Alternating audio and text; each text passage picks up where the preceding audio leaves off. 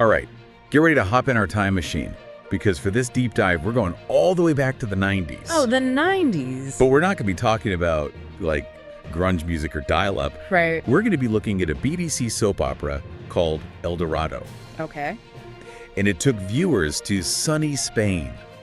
Now, you might be thinking a British soap opera set in Spain. Yeah, that's not the usual thing. And that's what made Eldorado so unique. It really was such a change from all the, kind of gritty, realistic British soaps. Yeah. Just imagine trying to convince people to trade in the gloomy streets of London for beaches of the Costa del Sol. It was a risk, Yeah. But they were trying to offer viewers something a little bit different, like a bit of an escape. Yeah. A chance to soak up the sun through their TV screens. Yeah, and I think something else that was interesting is that it featured some pretty familiar faces. Like, some of the actors went on to have, pretty decent careers. Mm-hmm. You've got Julie Fernandez, who was Brenda from The Office. Yeah. And Jessie Birdsall, who was in Hollyoaks. Oh, okay. So it makes you wonder, right? Like, did Eldorado help launch their careers, or was it just a coincidence? Yeah. I think that would be interesting to kind of figure out as we go along here. Absolutely. Yeah. So Eldorado had its time, right, on TV. Mm-hmm. It aired from 1992 to 1993. Okay. But in that 1 year, they actually managed to squeeze in 156 episodes. Wow. That's a lot of episodes for 1 year. Yeah. Makes you wonder about the storylines, Were they rushing them? Right. Did that affect the writing, the acting? Yeah. Maybe they put too much into such a short time. Yeah. That might have even been, one of the reasons why it didn't last. Right. And speaking of not lasting, the show did kind of have its struggles, right? Yeah. Viewership wasn't quite what they were hoping for. All right. And eventually it was canceled. Okay. But they did go out with a bang. The final episode was a dramatic car explosion. Of course. Classic soap opera ending, right? Always got to have a big cliffhanger. Yeah. Leave the viewers wondering who made it out. Yeah. Oh, but speaking of cliffhangers, Yes. Eldorado is coming back. It's coming back. Huh. Starting January 27th Wow. on UKTV's U&Drama. Okay. They could be airing 2 episodes every weekday. That's a blast from the past. That timing, though, is interesting, isn't it? Like, 32 years after it had originally aired. Yeah. Maybe it's just a coincidence. Right. But it does feel a bit calculated, right? Mm-hmm. Like they're trying to take advantage of that 90s nostalgia Yeah. that's really big right now. Yeah. Or, and this is where it gets, even more interesting. I've been seeing more and more of these old shows coming back, especially ones with strong female leads. Right. Maybe they're trying to reach a certain audience, That's a really good point. I bet it's a combination of a lot of things. Probably. But, nostalgia or not, it is a chance for a new audience to check out Eldorado. Yeah. And here's something else that's kind of wild. Okay. The Eldorado set is still standing in Spain. No way. Really? Yeah. That's amazing.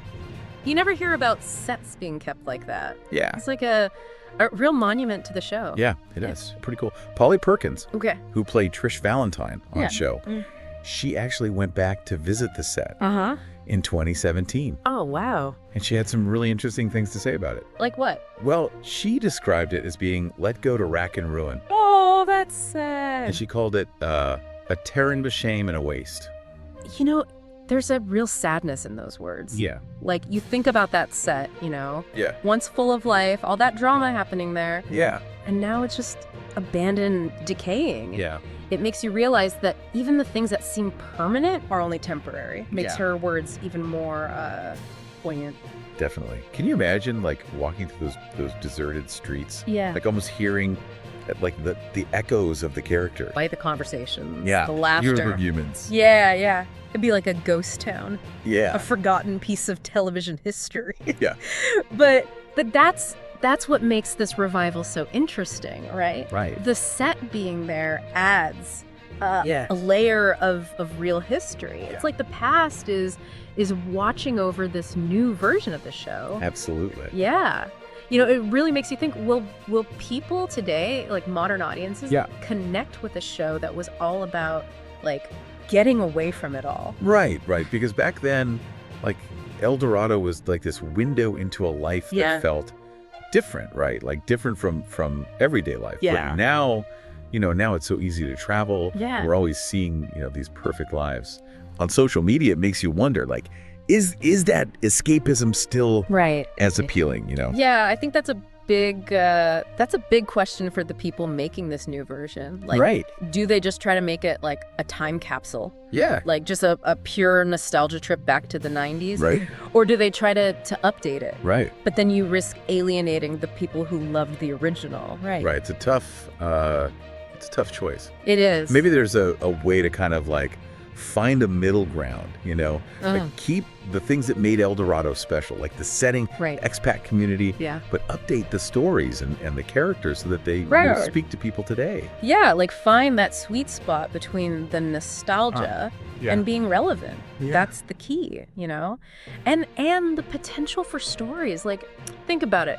The original show was about British expats. Right. But today's world is so much more global, right? Yeah. And there's such a good opportunity to show like a more diverse expat community. Oh, that's a good point. Yeah. Like imagine characters from all over the world, Yeah. each bringing their own cultures and experiences. It would add so much like depth to the show. Absolutely. It would be much more realistic to how expat life is today. Yeah. Much more global than it was back in the 90s. Right. And speaking of things back in the 90s. Yeah. I can't get over the fact that set is still there. I know, it's crazy. It's like the past is literally looking over the present's shoulder. It is. Do you think they'll like address that in the new show? Like maybe even like work it into the story. I was just thinking that. Like imagine a scene where one of the characters stumbles upon that abandoned set. Yeah. Maybe it brings back memories. Right. Or makes them think about how much things have changed. That would be so powerful. It would like this nod to the show's history. Yeah. But also this acknowledgement that time moves on. Yeah, things change. Yeah, and it could be like a metaphor, Yeah. for the challenges this new show is going to face. Yeah. Can they make it as good as the original while still feeling, fresh and new? Well, that's a good point. Yeah. Okay, so let me ask you this. Yeah. If you were in charge of this Eldorado revival, oh, okay. How would you do it? Like where would you set it to get that that same feeling of escape, but for people today? That's a great question. Yeah. Spain was such a big part of the original show. It was like part of its identity. Mm-hmm. Would that still work today? Right. Maybe somewhere a little more, I don't know, exotic. Right. Or a place that people are really traveling to now. Yeah. Oh, there's so many possibilities. Right. Imagine like a modern Eldorado set in, like a cool Asian city, or like a charming village in Italy. Yeah. Each place would bring something different to the show. Yeah. It really makes you want to like pack your bags and go on an adventure. Oh, right.